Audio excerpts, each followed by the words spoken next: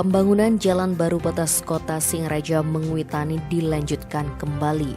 Kamis 2 September, pemerintah Provinsi Bali melakukan peletakan batu pertama untuk pembangunan jalan di titik 7 dan titik 8. Pembangunan shortcut Singaraja Mengwitani ini rencananya akan dibangun hingga titik 12.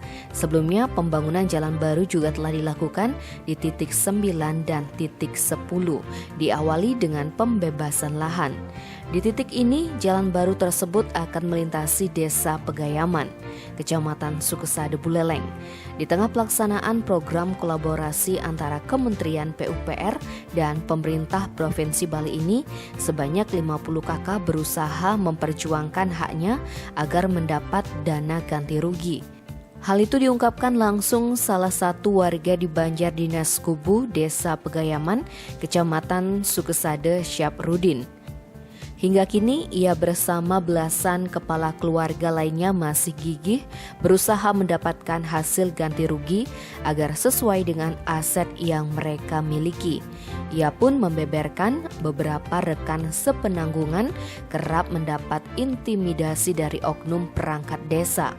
Maka dengan terpaksa rekan-rekannya pun memilih untuk menerima. Dari 50 kakak hanya tersisa 16 kakak yang masih berjuang untuk mendapatkan hak mereka. Bentuk intimidasi yang didapatkan masyarakat berbeda-beda. Hal itu pun berhasil menekan mundur beberapa rekannya untuk putus memperjuangkan hak yang seharusnya menjadi milik mereka. Syafrudin sendiri memiliki lahan seluas 72 meter persegi untuk bangunan rumah. Sedangkan hasil pengukuran yang diterima tidak sesuai dengan data awal. Begitu juga dengan uang ganti rugi yang awalnya 50 juta rupiah lebih malah turun menjadi 42 juta rupiah lebih. Hal serupa juga dialami warga lainnya, Fatahillah.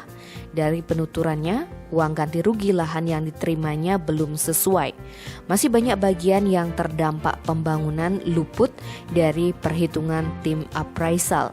Tidak saja persoalan tanah yang ukurannya tidak sesuai, namun juga harga komoditi unggulan seperti cengkeh dibayar lebih rendah.